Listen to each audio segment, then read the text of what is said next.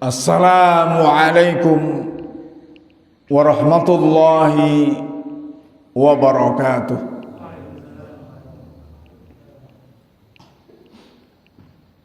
Innal hamdalillah nahmaduhu wa nasta'inuhu wa nastaghfiruh wa na'udzu billahi min syururi anfusina wa min sayyiati a'malina. May yahdihillah fala mudhillalah wa may yudlil fala hadiyalah. Asyhadu an la ilaha illallah wahdahu la syarikalah wa asyhadu anna Muhammadan abduhu wa rasuluh. Allahumma salli ala Muhammad wa ala alihi wa ashabihi ajma'in. Amma ba'd.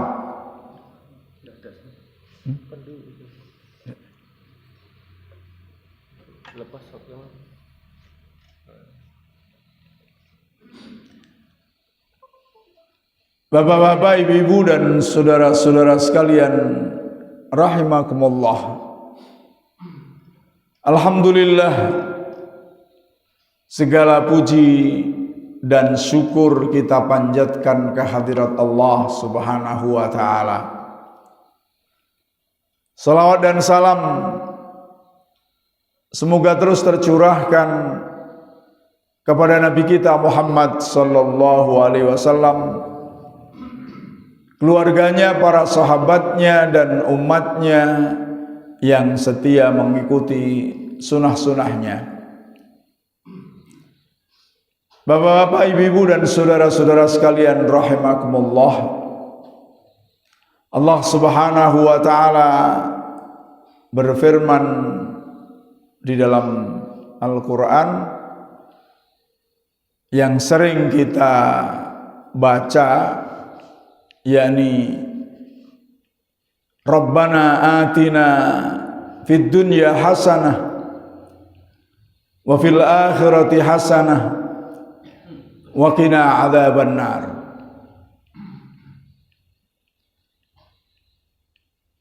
Rabbana, wahai Tuhan kami, ya Tuhan kami, atina fid dunya, berilah kami di dunia ini hasanah, kebaikan, wa fil akhirati hasanah, dan juga kebaikan di akhirat nanti, wa qina adzabannar, dan jagalah kami dari siksa api neraka. Dalam tafsirnya bahwa kata itu Rabbana atina fid dunya hasanah ini diawali dengan faminan nas may yaqulu Rabbana atina fid dunya wa ma lahu fil akhirati min khalaq. Dan di antara manusia ada yang berdoa, Rabbana atina fid dunya, wahai Tuhan kami, berilah kami kebaikan di dunia, wa ma lahu fil akhirati min khalaq, maka baginya di akhirat nanti tidak ada bagian sama sekali. Dalam At-Tafsir Al-Muyassar dikatakan, faminan nas, maka di antara manusia, fariqun, ada sekelompok manusia yang menjadikan cita-cita hidupnya hanya untuk dunia saja, hanya ingin bahagia di dunia, hanya senang untuk di dunia. Fayad'u qailan, maka orang yang hanya menginginkan dunia ini berdoa, Rabbana atina fid dunya, wahai Tuhan kami, berilah kami di dunia kesehatan, sehatkanlah badan kami, wa malan, dan juga berikanlah harta untuk kami, wa auladan, dan juga anak-anak untuk kami. Wa ula, dan mereka itu laisa lahum fil akhirati hadzun, maka bagi mereka tidak ada bagian di akhirat, wala nasibun, nasib hadzun sama saja bagian. Kenapa? Li raghbatihim anha wa qasri hammihim 'ala dunya, karena dia memang tidak menginginkan, yakni benci dengan akhirat, dan akhirnya cita-citanya hanya untuk dunia. Maka seringkali doa-doa yang dibaca dengan bahasa Indonesia ketika ada acara-acara tertentu di pemerintahan itu kebanyakan hanya minta dunia saja, sedangkan akhiratnya dilupakan. Ketika orang itu meminta dunia, belum tentu diberi oleh Allah Subhanahu wa ta'ala. Dan Allah akan memberi hanya kepada siapa yang Allah kehendaki dengan jumlah yang Allah kehendaki. Maka mungkin kita di sini ada 20 orang berdoa untuk dunia, tidak 20 itu diberi semua, karena hanya dikehendaki Allah, yang dikehendaki Allah.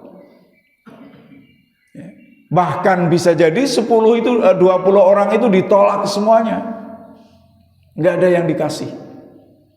Umpamanya dikasih tidak sesuai dengan permintaan kita, tapi sesuai dengan kehendak Allah Subhanahu wa ta'ala. Tapi kalau kita berdoa untuk akhirat, pasti diberi, dan dunianya juga diberi. Maka wa minan nas fariqun mu'minun, di antara manusia ada orang yang beriman, yang berdoa, yang berkata di dalam doanya, Rabbana atina fid dunya, wahai Tuhan kami, berilah kami di dunia ini afiyah, kesehatan, wa rizqan, dan rizki, wa ilman nafi'an, dan ilmu yang bermanfaat, wa amila salihan, dan juga berilah kami rizki untuk bisa beramal saleh, wa ghairu dzalika min umurid dunya, min umurid din wa dunya, dan yang lainnya dari hal-hal yang terkait dengan agama dan dunia. Wa fil akhirati al jannah, dan berilah kami di akhirat nanti surga. Wasrif anni adzaban nar, dan jauhkanlah kami dari siksa api neraka. Nah, ini doanya orang-orang yang beriman. Tidak hanya untuk dunia saja, akan tetapi juga kebahagiaan akhirat. Wa hadhihi du'a min ajma'il ad'iyah. Doa ini adalah doa yang paling meliputi segala sesuatu, maka sering disebut doa sapu jagat. Walihada kana aksaru doain Nabi sallallahu alaihi wasallam kama sabata fis sahihain. Karena itu doa Rabbana atina fid dunya hasanah wa fil akhirati hasanah wa qina adzabannar, itu yang paling banyak dibaca oleh Rasulullah sallallahu alaihi wasallam sebagaimana disebutkan dalam kitab Sahihain, Sahih Bukhari dan Sahih Muslim. Ini tadi dari tafsir Al-Muyassar. Kita lihat dari tafsir Aisarut Tafasir, hampir sama maknanya. Wa ila janibi ulaikal muhtammina bi amrid dunya faqat, di samping adanya orang-orang yang hanya memperhatikan urusan-urusan dunia saja, akharuna yahtamunna bi amril akhirah ila janibi ihtimamihim bi amrid dunya. Ada orang-orang yang lain yang memperhatikan urusan-urusan akhirat di samping perhatian mereka terhadap urusan dunia. Fayaqul, maka mereka berdoa, Rabbana atina fid dunya hasanah. Ya Allah, ya Tuhan kami, berilah kami di dunia kebaikan. Apa arti kebaikan di dunia ini? Tashmalu kulla matlabin dunyawiyin, yakni meliputi segala permintaan dunia, ya kesehatan, ya rizki, ya ilmu yang bermanfaat, ya amal soleh, semuanya ini diminta di dunia. Wa fil akhirati hasanah, dan juga berilah kami kebahagiaan di akhirat. Apa kebahagiaan di akhirat? Tashmalu dukhulal jannah wan najat minan nar, meliputi masuk surga dan diselamatkan dari siksa api neraka. Itu namanya kebahagiaan di akhirat. Wa hadza yaqtadi taisiru asbabihi fid dunya, yakni Allah Subhanahu wa taala memberikan kemudahan-kemudahan sebab di dunia, yakni diberi kemudahan untuk mencapai apa yang diinginkan di dunia, dan diberi kemudahan untuk mencapai apa yang diinginkan di akhirat. Itu orang mukmin. Maka Rabbana atina fid dunya hasanah wa fil akhirati hasanah wa qina adzabannar ini bisa kita jadikan suatu ukuran, apakah kita ini orang mukmin atau tidak. Apakah orang mukmin yang sudah dicintai Allah atau belum? Yakni kalau kita diberi kemudahan untuk melakukan sesuatu yang akan mendatangkan kebahagiaan di dunia, dan melakukan sesuatu yang akan menjadikan kita bahagia di akhirat, maka itu berarti kita sudah menjadi mukmin yang baik. Ya. Bahagia itu beda dengan senang. Kalau senang ini banyak, seringkali orang kaya menjadi senang, tapi belum tentu bahagia. Kalau bahagia itu hanya diberikan kepada orang kaya, otomatis sedikit sekali yang bisa bahagia. Bahagia misalnya diberikan kepada orang yang kuat, yang lemah tidak bahagia. Karena itu bahagia itu adanya dalam hati. Qanaah itu menjadi bahagia, bersyukur itu menjadi bahagia.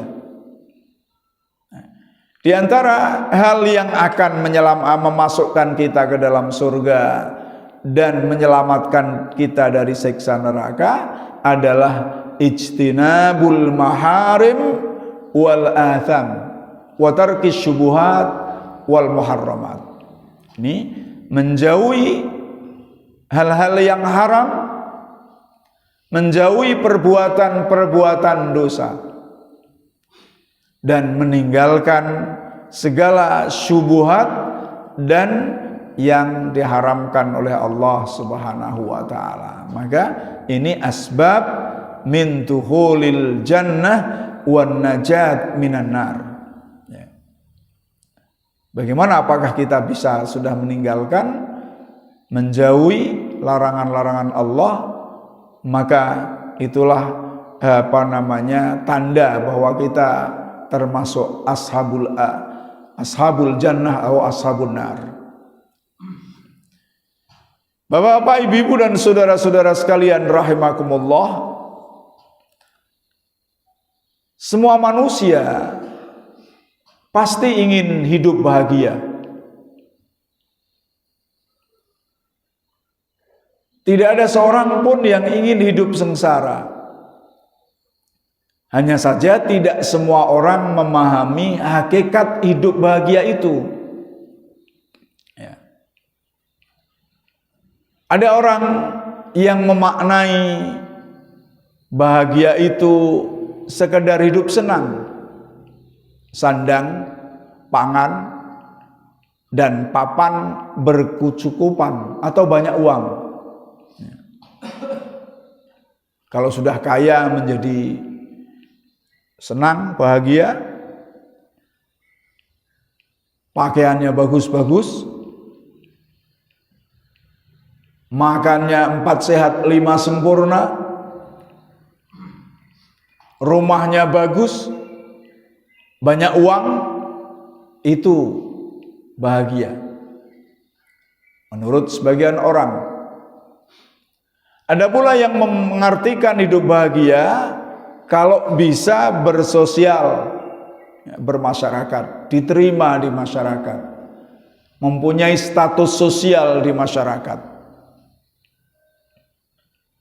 bisa bekerja sama dengan orang lain, tidak menyakiti dan tidak membuat konflik dalam masyarakat, itu disebut bahagia. Ini barangkali yang dikejar oleh pemerintah, negara. Rakyat itu akan bahagia kalau sudah rukun, titik. Maka ada berbagai macam cara untuk merukunkan masyarakat. Ada toleransi beragama, ada moderasi beragama, ada bermacam-macam cara. Islam memberikan resep bahagia tidak hanya fid dunya hasanah, akan tetapi fid dunya hasanah wa fil akhirati hasanah. Tidak hanya fid dunya hasanah wa fil akhirati hasanah, akan tetapi juga terbebas dari siksa neraka dengan ayat tadi. Doa ini disebut doa sapu jagat. Ini menunjukkan bahwa bahagia itu berdimensi fisik dan material, mental, spiritual. Yani bahagia itu tidak hanya badan, tidak hanya jasmani, akan tetapi juga bahagia rohani. Ada bahagia yang berjangka pendek dan ada bahagia yang berjangka panjang. Bahagia jangka pendek apa? Di dunia. Ya. Di dunia ini bahagia jangka pendek. Sedangkan yang jangka panjang adalah di akhirat. Ya.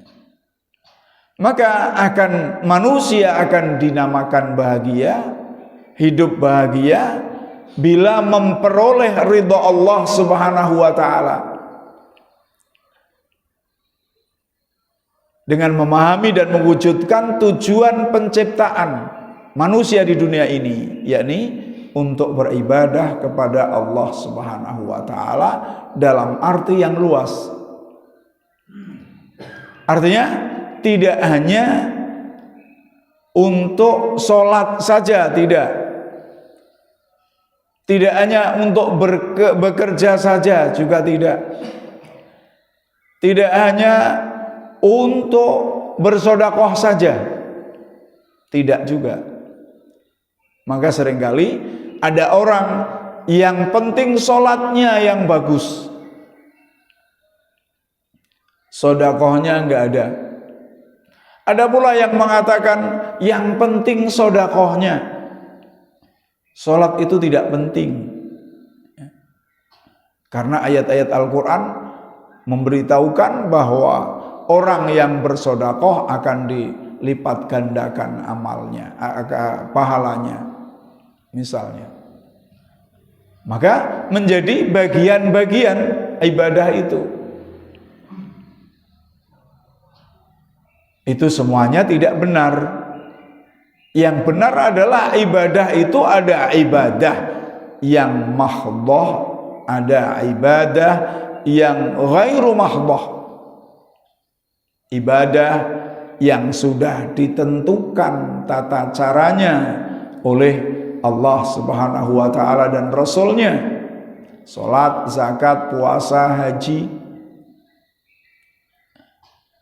Ada yang tidak ditentukan, sehingga semua amalan yang diridhai Allah, yang dijalankan untuk mencari ridha Allah dengan cara yang diridhai Allah, maka itu termasuk ibadah. Dua-duanya harus dijalankan agar mendapatkan kebahagiaan dunia dan kebahagiaan akhirat. Tidak boleh untuk dipisah-pisah. Allah berfirman, wa ma khalaqtul jinna wal insa illa liya'buduni. Tidaklah aku menciptakan jin dan manusia melainkan hanya untuk beribadah kepadaku.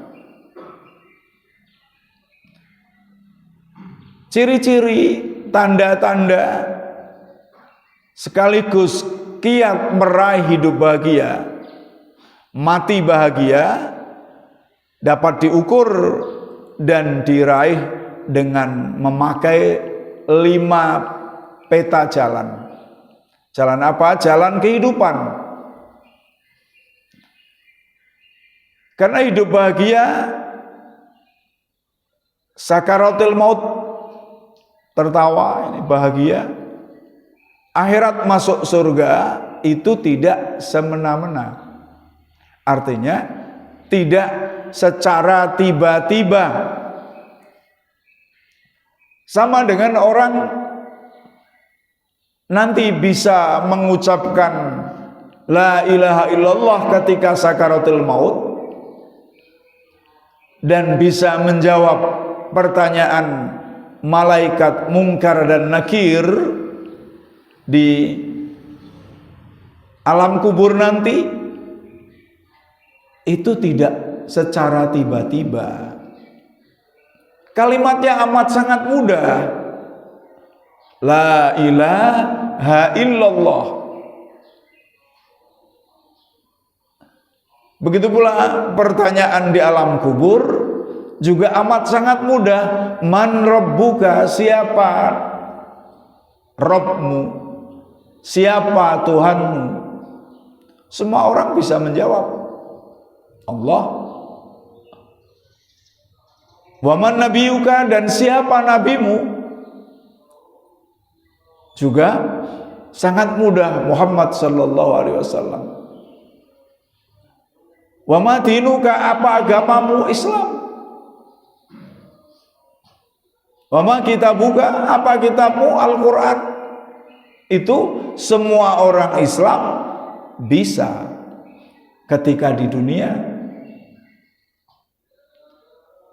Tapi kalau sudah sakaratul maut, sudah di alam kubur, tidak akan bisa menjawabnya kecuali dia belajar terus-menerus mengamalkan syariah Allah Subhanahu wa ta'ala.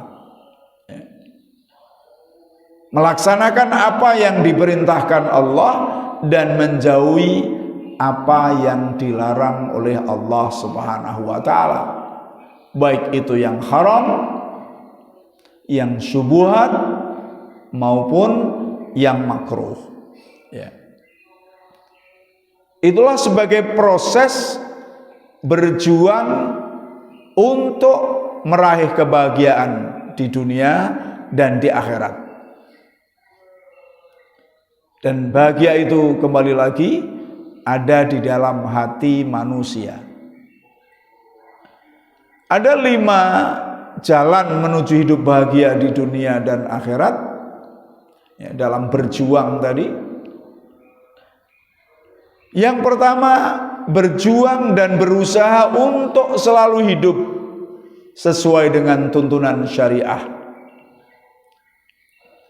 tidak menyalainya, baik dalam hidup sebagai individu, sebagai manusia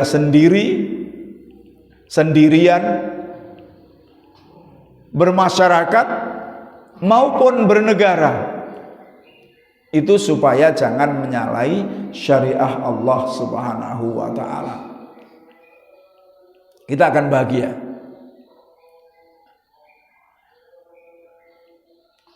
Tidak ada keraguan sama sekali untuk syariah Islam.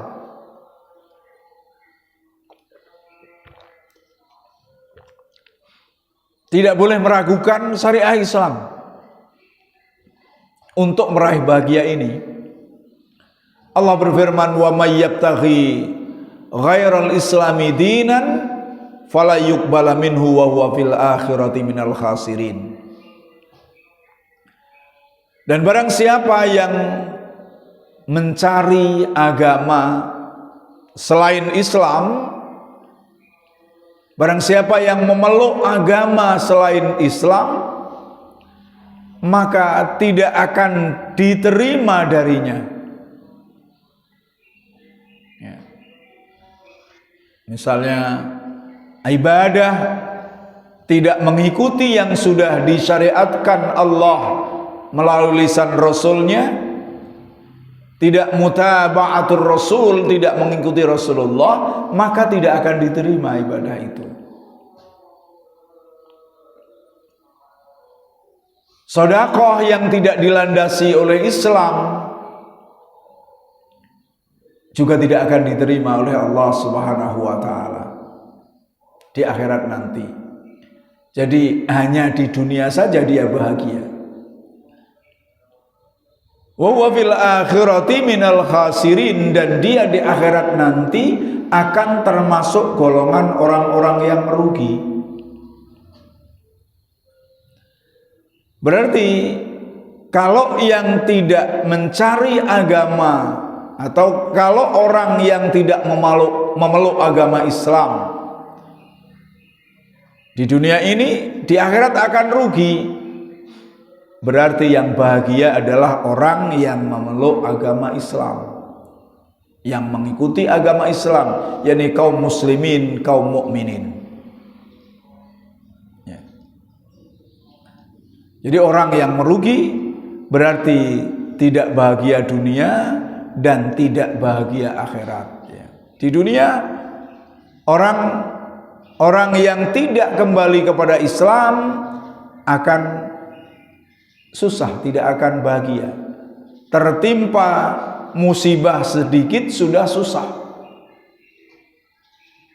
karena tidak paham itu takdir Allah Subhanahu wa taala. Tapi kalau orang Islam ada musibah, itu adalah takdir Allah, maka diatasi sesuai dengan syariah Allah Subhanahu wa taala. Yang kedua, orang akan bahagia apabila mau belajar, bertadabbur, merenung, tafakur, berfikir. Itu akan menjadi bahagia. Ada musibah dipikirkan, akhirnya ketemu bahwa itu takdir Allah Subhanahu wa taala. Ada kebahagiaan dipikirkan, juga akhirnya ketemu bahwa itu adalah karunia Allah Subhanahu wa taala. Ketika diketahui bahwa musibah itu takdir Allah, menjadi sabar. Ketika ketemu bahwa kebahagiaan, kenikmatan itu merupakan karunia Allah, akhirnya mau bersyukur kepada Allah Subhanahu wa taala. Manusia dikaruniai akal. Untuk apa? Antara lain adalah untuk belajar memahami dan menyelami hakikat keberadaan dirinya, agar hidupnya bermakna. Untuk bermenung agar dapat selalu koreksi diri. Kenapa saya gagal? Kenapa tidak mencapai yang diinginkan? Itu berpikir untuk muhasabah, untuk introspeksi diri. Juga berpikir berapa dosa yang sudah kita lakukan, itu amat sangat penting. Dan berpikir agar dapat menyelesaikan persoalan yang dihadapinya. Itu diberi akal untuk melakukan itu. Hidup bahagia adalah hidup yang dijalani dengan senantiasa belajar, mengembangkan ilmu, memahami ayat-ayat Allah, Al-Quran, maupun memahami ayat-ayat Allah yang ada di alam raya ini. Kita diberi akal. Jadi tidak berhenti. Belajar itu tidak berhenti. Apalagi mempelajari agama. Ya, mempelajari agama itu lebih lagi harus. Kalau tadinya kita sekolah untuk ilmu tertentu, maka setelah kita mendapatkan ilmu tertentu tadi, hendaklah belajar agama, karena itu yang akan membahagiakan hidup di dunia maupun di akhirat. Dan ilmu agama ini tiada henti-hentinya, terus berkembang terus. Karena permasalahan berkembang, ilmu agama akan menjawab semuanya. Ayat Al-Quran dan hadis Rasulullah, pemahaman para ulama terdahulu itu akan menjawabnya kalau kita pelajari. Nggak ada yang tertinggalkan oleh Rasulullah Sallallahu Alaihi Wasallam. Dan semakin dipelajari, semakin luas yang kita miliki. Dengan semua itu, Muslim tidak hanya meneladani sifat Allah Al-Alim, Maha berilmu, tapi juga memacu dirinya untuk meraih prestasi dan kesuksesan hidup di dunia dan di akhirat. Ini sikap seorang Muslim. Allah Maha berilmu, kita harus berilmu, mempelajari. Dan juga memacu diri untuk berprestasi, untuk sukses di dunia dan akhirat. Jangan hanya di dunia saja. Kalaulah terpaksa ya akhirat saja. Dan ketika kita memproses diri untuk mendapatkan kebahagiaan akhirat, mesti dunianya bahagia. Itu pasti. Kenapa? Karena waktu atau perjalanan yang kita lalui adalah perjalanan dunia. Kemudian akan sampai ke akhirat. Ad-dunya mazra'atul akhirah. Dunia ini adalah sebagai ladang untuk mencapai akhirat. Apa yang ditanam di ladang itu, ya itulah yang akan kita panen di akhirat. Nah, ketika kita tujuannya akhirat itu bahagia untuk meraih surga, dijauhkan dari neraka, maka rintangan apapun yang ada di dunia ini bisa kita lalui dan kita anggap enteng. karena tujuannya adalah akhirat. Allah Subhanahu wa taala berfirman, "Wa laqad dzara'na li jahannama katsiran minal jinni wal insi lahum qulubun la yafqahuna biha wa lahum a'yunun la yubsiruna biha wa lahum adhanun la yasma'una biha ulaika kal an'am bal hum adall ulaika humul ghafilun." Dan kami benar-benar telah menyediakan untuk memenuhi neraka jahanam banyak dari jin dan manusia. Mereka memiliki hati, akan tetapi mereka tidak mau memahami dengan hatinya. Dan mereka mempunyai mata, akan tetapi mereka tidak mau melihat dengan matanya. Mereka mempunyai telinga, akan tetapi mereka tidak mau mendengar dengan telinganya. Ulaika kal an'am, mereka itu bagaikan binatang. Balhum adall, bahkan mereka lebih sesat daripada binatang. Ulaika humul ghafilun, mereka itulah orang yang lalai. Maka manusia diberi akal untuk melihat, memikirkan, mendengarkan. Kalau akalnya tidak dipakai, maka dia akan jatuh seperti binatang, bahkan lebih sesat daripada binatang. Tidak tahu halal dan haram. Dalam peribahasa Arab ada kata-kata laulal aqlu lakanan nas kalbahaimi. Seandainya tidak karena akal, niscaya manusia itu bagaikan binatang ya, kalau tidak memakai akalnya. Dalam tafsir dikatakan laqad khalaqna katsiran minal insi wal jin. Kami benar-benar telah menciptakan banyak manusia daripada jin. Banyak manusia dan jin. Jadi jin ku wis akeh, ternyata sing masuk neraka manusia duluan. Wal jin. Untuk apa? Liyakunu waqudun li jahannama, untuk menjadi waqud, kayu bakar, urup-urupe neraka jahanam. Kenapa mereka manusia dan jin ini menjadi kayu bakarnya neraka jahanam? Li'annahum ya'maluna amala ahliha, karena mereka berbuat di dunia ini perbuatan penghuni neraka jahanam yang sudah diterangkan dalam Al-Quran dan hadis Rasulullah Sallallahu Alaihi Wasallam. Jadi disebabkan mereka memilih neraka jahanam. Pilihannya di dunia ini adalah neraka jahanam. Dia melakukan perbuatan-perbuatan yang akan membawanya ke neraka jahanam.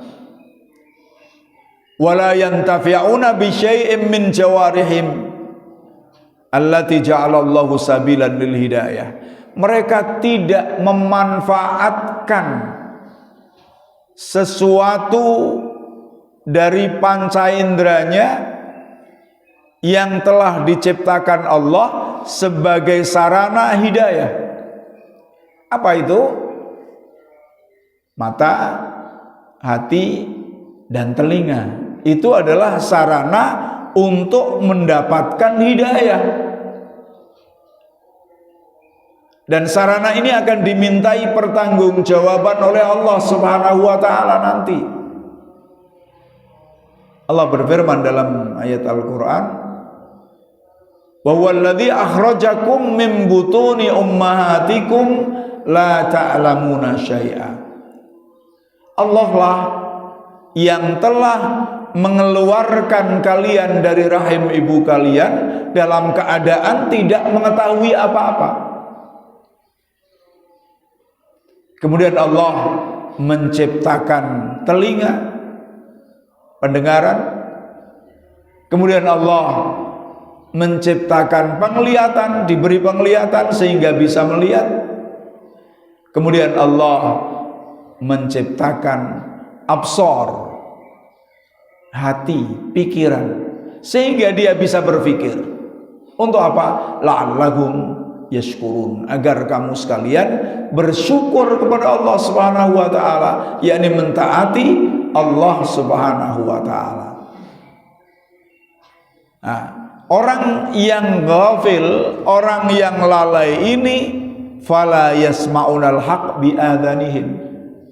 Mereka tidak mau menerima, tidak mau mendengarkan kebenaran dengan telinga mereka. Tidak mau dinasihati, ya. Tidak mau diberi masukan. Wala yafqahuna biqulubihim, dan tidak mau memahami dengan hati mereka. Tidak mau memahami apa? Memahami al-haq. Wala yarawna nura bi'uyunihim. Mereka juga tidak mau melihat cahaya Allah, cahaya kebenaran dengan mata mereka, dengan penglihatan mereka. Al-haq itu hanya satu, yakni dari Allah Subhanahu wa ta'ala. Maka jangan ragu-ragu terhadap kebenaran.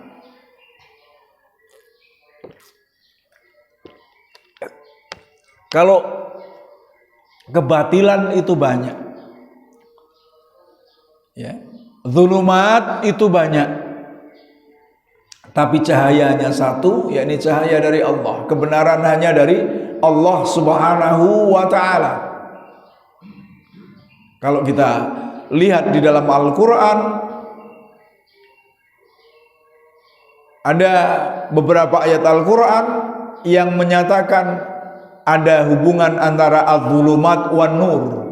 Az-zulumat itu kegelapan-kegelapan, an-nur itu cahaya. Maka kata zulumat itu jamak, sedangkan an-nur itu mufrad, tunggal. Berarti zulumat, kegelapan-kegelapan, kesesatan-kesesatan, kebatilan-kebatilan itu banyak sekali. Ya dalam akidah, ya dalam ibadah, ya dalam muamalah, ya dalam memimpin dan lainnya. Sedangkan nur, cahaya, hanya dari Allah. Kebenaran itu satu, yang dari Allah Subhanahu wa ta'ala, Al-Quran dan hadis Rasulullah SAW. Jadi al-ghafil ini karena tidak menggunakan telinganya untuk mendengarkan kebenaran dan tidak menggunakan hatinya untuk memikirkan kebenaran dan tidak menggunakan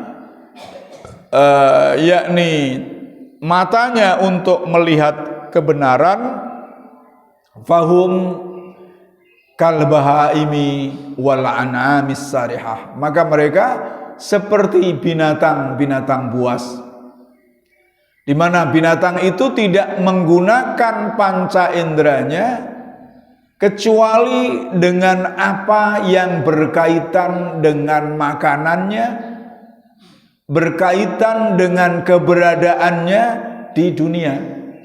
Ya. Ini hewan. Maka hewan misalnya kambing tidak memperhatikan kecuali dengan rumput, ya, yang akan dimakannya. Maka dia tidak berpikir ini rumput siapa, tidak akan berpikir. Karena apa? Karena itu hewan. Juga baqa'iyah, ketika dia bertengkar, berkelahi, serudukan, itu hanya untuk mempertahankan dia supaya menjadi yang pemenang, supaya tetap eksis di muka bumi ini. Awhum syarrun minad dawab wa aksaru dolalan, atau mereka, atau bahkan mereka lebih jahat daripada binatang-binatang dan lebih sesat daripada binatang-binatang tadi kalau tidak menggunakan panca indera untuk mencari kebenaran. Kenapa dikatakan lebih jahat dan lebih sesat daripada binatang? Li'anna dawab qad tastajibu lira'iha idza unisat bihi wa illam tafqah kalamahu bi khilafi haula. Kenapa? Karena binatang-binatang itu seringkali merespon, menanggapi, menerima panggilan penggembalanya atau pemiliknya apabila telah menjadi binatang yang jinak,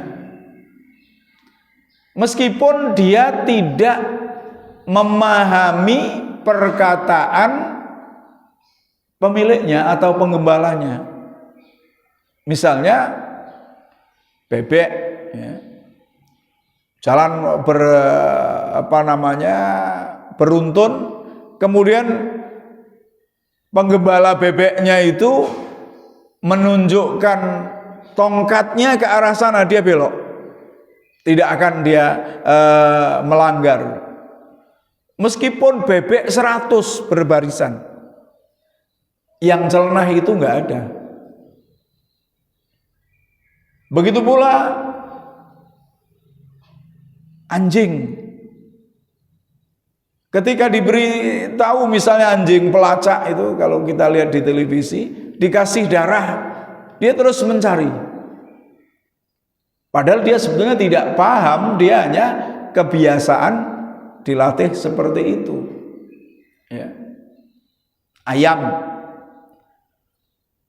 ketika ada orang mengatakan kur kur kur kur kur kur, datang dia. Ya.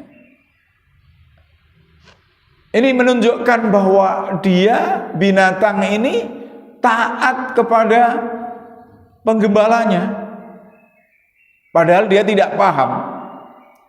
Berbeda dengan orang yang tidak menggunakan akalnya, tidak menggunakan pikirannya, tidak menggunakan matanya untuk mencari kebenaran, untuk mengikuti kebenaran. Ya. Mereka tidak mengikuti Allah Subhanahu wa ta'ala, maka disebut kal an'am. Wali anad dawab taf'alu ma khuliqat lahu imma bi tab'iha wa imma bi taskhiriha. Karena binatang itu berbuat sesuai dengan diciptakannya. Dia diciptakan itu untuk apa? Dia berbuat taat, imma bi tab'iha, bisa jadi karena memang tabiatnya, bisa juga karena ditundukkan, ya, ditundukkan oleh Allah Subhanahu wa ta'ala untuk mentaati pemiliknya. Itu binatang. Ya. Maka sapi itu diciptakan oleh Allah untuk dimakan dagingnya, maka dia mau disembelih. Ya. Mau disembelih, dia ditundukkan oleh Allah, mau disembelih karena memang diciptakan untuk dimakan dagingnya. Ya. Ikan diciptakan untuk hidup di laut, maka di air, maka dia ada di air. Tidak protes untuk ke darat. Lima khuliqat lahu. Amal kafirun, adapun orang-orang kafir, orang-orang musyrik, fa innahum khuliqu liya'budullah wa yuwahhiduhu. Mereka diciptakan untuk beribadah kepada Allah dan mentauhidkan Allah. Fakafaru billah, mereka ingkar kepada Allah Subhanahu wa ta'ala, wa asyraku bihi, dan syirik. Ya. Disuruh mengesahkan Allah, malah menyekutukan Allah. Disuruh berdoa kepada Allah, malah berdoa kepada makhluk Allah. Padahal dia itu diberi akal. Ya. Jadi berarti dia tidak melakukan apa yang tujuan dari diciptakannya. Allah menciptakan untuk beribadah kepada Allah, tapi dia beribadah kepada makhluk Allah Subhanahu wa taala, menyekutukan Allah Subhanahu wa taala. Maka mereka itu dianggap sebagai orang yang lalai. Fahumul ghafilun. Kemudian yang ketiga, ada cita-cita yang luhur dan mulia. Hidup bahagia harus dilandasi dengan cita-cita yang tinggi dan luhur, sehingga terpacu dan termotivasi untuk semangat berjuang meraihnya dengan merahkan segala tenaga dan pikiran. Jadi hidup bahagia itu harus ada cita-cita. Cita-cita untuk bahagia dunia dan bahagia akhirat. Kalau ada cita-cita, maka orang akan termotivasi untuk menuju cita-cita itu. Tapi kalau tidak ada cita-cita, maka tidak ada motivasi. Cita-cita ingin masuk surga, akhirnya beribadah dengan sungguh-sungguh. Tapi kalau hidup ini mengalir saja, wis pokoknya ora usah nganggo cita-cita, ya ibadah pun ya mengalir saja.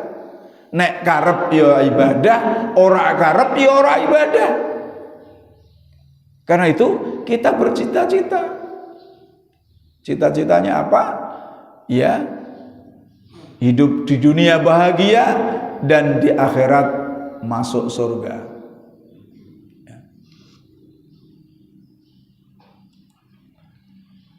Muslim yang baik, hidupnya senantiasa dijalani dengan penuh perjuangan. Perjuangan apa? Perjuangan untuk meraih cita-cita mulia. Ya. Tidak dengan kemalasan dan menggantungkan diri kepada orang lain. Itu kaum muslimin.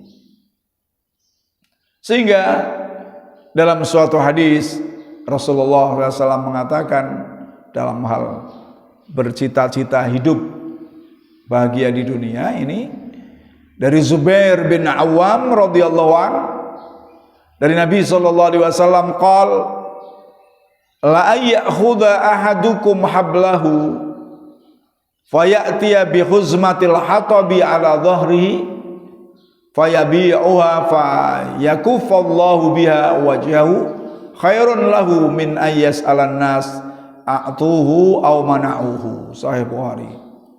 Jadi ada orang yang meminta-minta pada Rasulullah sallallahu alaihi wasallam. Minta sekali dikasih, kemudian minta lagi dikasih lagi, lalu akhirnya Rasulullah sallallahu alaihi wasallam menyampaikan, kamu mengambil tali pergi ke hutan untuk mencari kayu, kemudian datang ke pasar misalnya dengan memanggul kayu bakar, kamu jual, maka lebih baik bagimu daripada kamu meminta-minta kepada orang. A'tuhu aw mana'uhu. Dia memberi ataupun menolak permintaan kamu itu, maka berarti bekerja itu merupakan cita-cita untuk ada cita-cita untuk meraih kebahagiaan di dunia. Tentunya bekerja itu akan menjadi ibadah ketika yang dikerjakan itu yang diridhoi oleh Allah Subhanahu wa taala dan dikerjakan dengan mencari ridha Allah Subhanahu wa taala.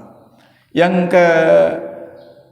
Empatnya adalah berjuang mengendalikan syahwat dan penyucian diri dari sifat-sifat tercela. Ini perlu perjuangan ketika kita mengendalikan syahwat. Apalagi anak-anak muda. Apakah itu syahwat butun? Syahwat butun itu artinya adalah makan. Syahwat perut, makan, itu juga syahwat, baik mengenai enaknya maupun mengenai porsinya, itu perlu diperjuangkan. Bahkan kadang-kadang kalau sudah syahwat perut itu tidak terkendalikan, bisa tidak memikirkan halal dan haram. Yang penting adalah kepingin dilakoni. Ya. Kemudian syahwatul kalam, perkataan. Kadang-kadang perkataan menyinggung orang. Maka Rasulullah mengatakan, "Man kana yu'minu billah wal yaumil akhir falyaqul khairan aw liyasmut." Barang siapa yang beriman kepada Allah dan hari akhir, hendaklah dia berkata yang baik atau diam. Dan juga syahwatul farj, syahwat kemaluan, itu juga perlu dikendalikan. Syahwat dunia ini banyak sekali, syahwat untuk menjabat, syahwat menguasai orang lain dan lainnya. Kemudian yang terakhir adalah yang kelima, berada dalam lingkungan yang baik. Jadi kita harus, kalau ingin bahagia, harus terus mencari lingkungan yang baik, lingkungan yang beragama, lingkungan yang diridhoi oleh Allah Subhanahu wa taala. Maka kita katakan meraih hidup bahagia harus dimulai dari kesucian hati masing-masing dalam hidup rumah tangga. Kekayaan materi tidak menjadi jaminan hidup bahagia. Yang sangat menentukan hidup bahagia adalah kekayaan hati. Ikhlas, taat, cinta kepada Allah dan Rasul, melaksanakan perintah Allah dan menjauhi larangannya. Selalu berzikir kepadanya di waktu senang maupun di saat duka cita. Kekayaan hatilah yang membuat kita hidup ini menjadi bahagia di dunia maupun di akhiratnya. Demikian Bapak, Ibu dan saudara-saudara sekalian, mudah-mudahan dapat bermanfaat. Kita tutup dengan doa. Allahumma sholli ala Muhammad wa sallim wa radhiyallahu an kulli sahabati Rasulillah ajma'in walhamdulillahi rabbil alamin. Allahumma la tada' fi jam'ina wa majlisina hadha dhanban illa ghafartah wa la hamman illa farajtah wa la dainan illa qadaitah wa la maridan illa syafaitah wa la mujahidan illa nasartah wala hajatan min hawaijid dunya ya laka ridwan walana salahun illa qadaitaha ya arhamar rahimin. Allahumma arinal haqqa haqqa warzuqna ittiba'ah wa arinal batila batila warzuqna ijtinabah. Allahumma arzuqna kamalal ikhlas fil a'mal wal aqwal wa husnal khatimati indang qida'il ajal. Rabbana atina fid dunya hasanah wa fil akhirati hasanah wa qina adzabannar. Subhana rabbika rabbil izzati amma yasifun wa salamun alal mursalin walhamdulillahi rabbil alamin. Subhanakallahumma bihamdika asyhadu an la ilaha illa anta astaghfiruka wa atubu ilaik. Wassalamu alaikum warahmatullahi wabarakatuh.